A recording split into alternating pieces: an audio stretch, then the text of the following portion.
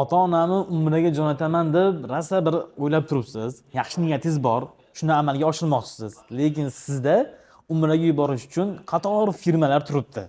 Siz o'ylayapsizki, qaysi biri ishonchli servis, qaysi biri litsenziyalangan, qaysi biridan jo'natsam ularni xursand qilaman deb o'ylab turibsiz. Shu maqsadlarda shu narsani sizdan biz olib tashlash maqsadida umra jamiyatini tavsiya qilamiz. Ya'ni litsenziyalangan ishonchli servisni umra jamiyatini siz do'stimga nima qilamiz? Tavsiya qilamiz.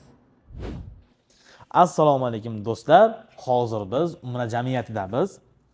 Videoni oxirigacha ko'ring, like va podpiska ayamanglar. Kimga mana shunaqangi paket kerak bo'ladigan bo'lsa, biz bilan ishonchli servisda umraga borish niyat qilganlar, quyidagi raqamlarga aloqa chiqib so'rab bo'lamiz azizlar. Hozir biz umra jamiyatidamiz. Umra jamiyati litsenziyalangan firma, ishonchli servis. Toshkentdan, Farg'ona, Andijon, Namangandan har 2 kunda bir reyslarimiz bor. Paketimiz 14 kunlik paket, 11 dan oshiq ziyoratimiz bor. Ya'ni Jiddaga yoki Madinaga uchiladi. Madina Munavvarada 2 kecha 3 kunduz mehmon bo'lasizlar azizlar.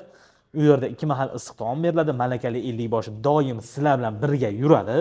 Mehmonxonamizning masofasi, Masjid Nabaviygacha bo'lgan masofasi 350-450 metr atrofida bo'ladi.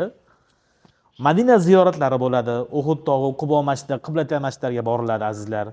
Va yana qo'shimcha tariqasida bizni servisimizda Xurmo bog'ida osh, ya'ni ziyofat tashkil qilingan. Nimaga? Ko'pchilik firmalarda borishingiz mumkin, xurmo xarid qilishga boshqa bo'ladi, lekin bizning firmada asosan o'sha xurmo bog'ida ziyofat, ya'ni osh tashkil qilingan. 2 kecha 3 kunduz Madina Munavvarada mehmon bo'lasizlar va eng kerakli joyi Ravza-i Sharifga kirish.